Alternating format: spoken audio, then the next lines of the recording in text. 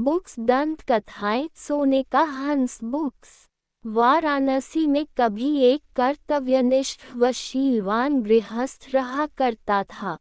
3 बेटियों और एक पत्नी के साथ उसका एक छोटा सा घर संसार था। किंतु अल्पायु में ही उसका निधन हो गया। मरणोपरांत उस गृहस्थ का पुनर्जन्म एक स्वर्ण हंस के रूप में हुआ। पूर्व जन्म के उपादान और संस्कार उसमें इतने प्रबल थे कि वह अपने मनुष्य योनि के घटनाक्रम और उनकी भाषा को विस्मृत नहीं कर पाया। पूर्व जन्म के परिवार का मोह और उनके प्रति उसका लगाव उसके वर्तमान को भी प्रभावित कर रहा था। एक दिन वह अपने मोह के आवेश में आकर वाराणसी को उड़ चला, जहां उसकी पूर्व जन्म की पत्नी और 3 बेटियां रहा करती थीं। घर के मुंडेर पर पहुंचकर जब उसने अपनी पत्नी और बेटियों को देखा तो उसका मन खिन्न हो उठा, क्योंकि उसके मरणोपरांत उसके परिवार की आर्थिक दशा दयनीय हो चुकी थी। उसकी पत्नी और बेटियां अब सुंदर वस्त्रों की जगह चित्रों में दिख रही थीं।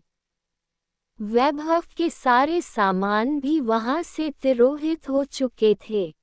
फिर भी पूरे उल्लास के साथ उसने अपनी पत्नी और बेटियों का आलिंगन कर उन्हें अपना परिचय दिया और वापस लौटने से पूर्व उन्हें अपना एक सोने का पंख भी देता गया, जिसे बेचकर उसके परिवार वाले अपने दारिद्र्य को कम कर सकें। इस घटना के पश्चात हंस समय समय पर उनसे मिलने वाराणसी आता रहा और हर बार उन्हें सोने का एक पंख देकर जाता था। बेटियां तो हंस की दानशीलता से संतुष्ट थी, मगर उसकी पत्नी बड़ी ही लोभी प्रवृत्ति की थी। उसने सोचा क्यों न वह उस हंस के सारे पंख निकाल कर एक ही पल में धनी बन जाए। बेटियों को भी उसने अपने मन की बात कही, मगर उसकी बेटियां ने उसका कड़ा विरोध किया। अगली बार जब वह हंस वहां आया तो संयोगवश उसकी बेटियां वहां नहीं थीं। उसकी पत्नी ने तब उसे बड़े प्यार से पुचकारते हुए अपने करीब बुलाया। नल प्रपंच के खेल से अनभिज्ञ वह हंस खुशी खुशी अपनी पत्नी के पास दौड़ता चला गया। मगर यह क्या! उसकी पत्नी ने बड़ी बेदर्दी से उसकी गर्दन पकड़ उसके सारे पंख एक ही झटके में नोच डाले और खून से लथपथ उसके शरीर को लकड़ी के एक पुराने में फेंक दिया।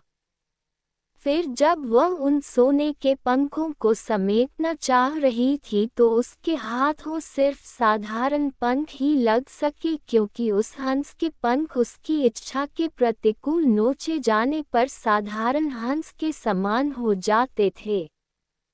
बेटियां जब लौटकर घर आईं तो उन्होंने अपने पूर्व जन्म के पिता को खून से सना देखा। उसके सोने के पंख भी लुप्त थे।